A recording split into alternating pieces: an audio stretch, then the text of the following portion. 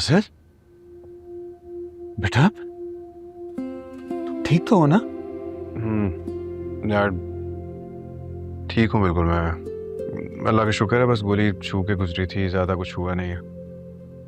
मैं जानता हूँ मेरा बहादुर बेटा है, लेकिन बेटा परेशान हो जाता हूँ ना, लगता है बूढ़ा हो रहा हूँ, लेकिन तुम्हें देखकर ठीक हूं मैं अब।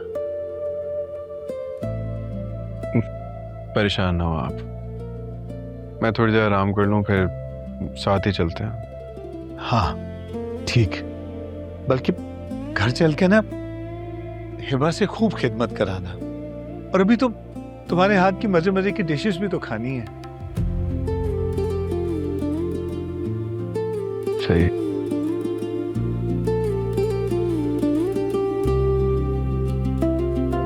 परेशान होने की जरूरत नहीं है, जो होना था वो तो हो गया, सब तुम्हारे साथ है। मैं किस पे एतबार करूं आसिफ? किसको अपना समझूं? कोई भी तो मेरा अपना नहीं है, और जिसका कोई अपना नहीं होता दुनिया उसके साथ ऐसे ही कटती। जिस इंसान से मैंने इतनी मोहब्बत की, अपना आप कुर्बान कर दिया, उसने मुझे ठुकरा कर दो कोड़ी का भी नहीं छोड़ा। फिर मैं अपने आप को संभालने की कोशिश तो कर रही थी, लेकिन दुनिया के सवाल, उनकी नजरें मेरे दिल पे पत्थर की तरह बरसती थी। लोग सवाल नहीं करते थे, संसार करते थे, पूछते नहीं थे। हमदर्दी की आड़ में बावर करते थे कि कोई शख्स अगर मुझे छोड़ के गया तो उसमें मेरी गलती है। आसिर, मैं एक लड़की हूँ, जितनी भी कामयाब हो जाऊं, ये दुनिया आपको मर्द के बगैर इज्जत नहीं देती। इसीलिए मैंने अपने आप को महदूद कर दिया, इन्हीं सवालों से बचने के लिए। अपने इर्द गिर्द बेहिसी की दीवारों को इतना ऊंचा खींच लिया कि कोई उन्हें फलांग ही ना सके। मोहब्बत करना क्या इतना बड़ा कसूर है कि उसकी इतनी बड़ी सजा मिले? असल में इतनी बड़ी सजा की हकदार तो नहीं थी ना।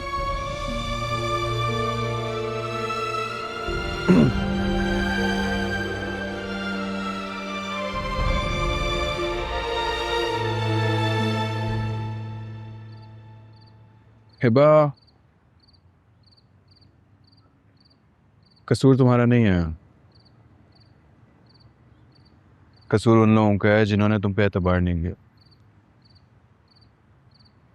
लेकिन उन लोगों की कम फहमी की सजा तुम बाकी सबको तो नहीं दे सकते। तुम कहती हो कि तुमने अपने ऊपर बेहिसी की चादर ओढ़ ली है, जबकि ऐसा नहीं है। तुमने अपने इर्द गिर्द बदगुमानी की दीवार खड़ी कर ली। सिर्फ एक शख्स की हद है, तुम सबसे बदगुमान हो गए।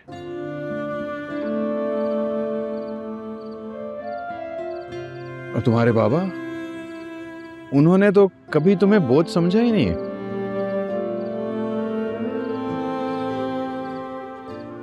उन्हें पूरी दुनिया में तुम्हारे लिए सिर्फ एक चीज चाहिए, वो भी खुशी है। एक बाप अपनी बेटी के लिए इससे ज्यादा भला और मांग भी कर सकता है। और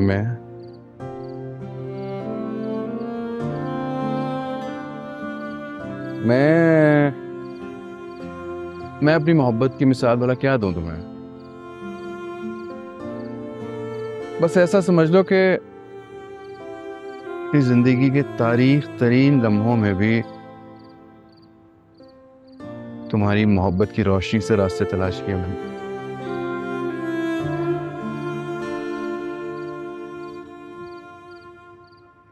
हिबा, मैं यहां नहीं आना चाहता था, मैं चला जाना चाहता था। मैं चाहता था कि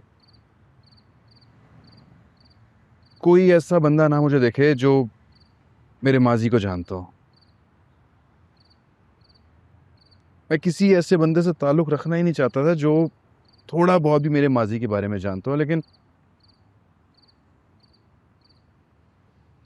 तुम्हारी मोहब्बत, मुझे पाकिस्तान वापस ले आई।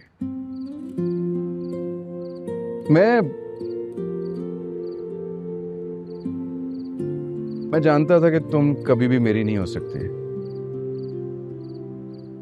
लेकिन मैं उस हवा में सांस लेना चाहता था जिस हवा में तुम सांस लेती हो। मैं उस जमीन को, मिट्टी को महसूस करना चाहता था जहां तुम कदम रखती हो। मैं उस दरख्त के नीचे बैठ के महसूस करना चाहता था वो सब कुछ, क्योंकि उस दरख्त के नीचे से तुम गुजरती होगी।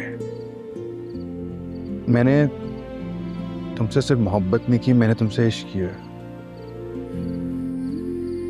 और एक आशिक अपनी मोहब्बत को भला कैसे तकलीफ पहुंचा सकता है?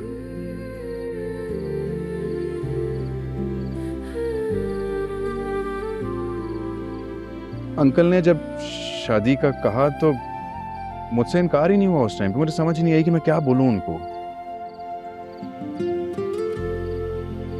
तुम बताओ मैंने क्या गलत किया था?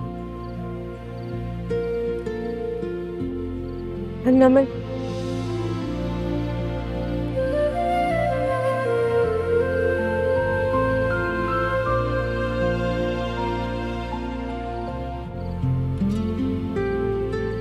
नमल से शादी भी ना वो जल्दबाजी का फैसला था।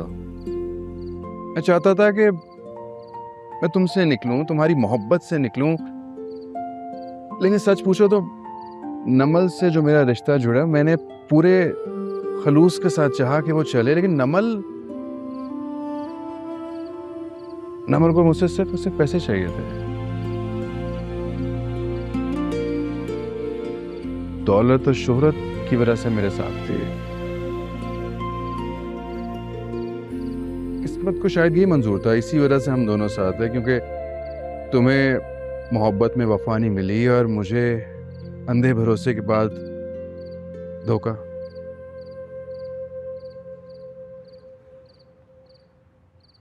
मुझे तो लगता है कि अल्लाह ताला ने हम दोनों को साथ भी इसलिए रखा है कि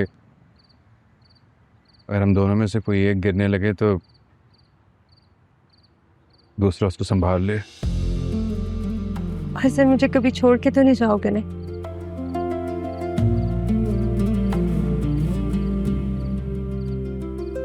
पागल हो?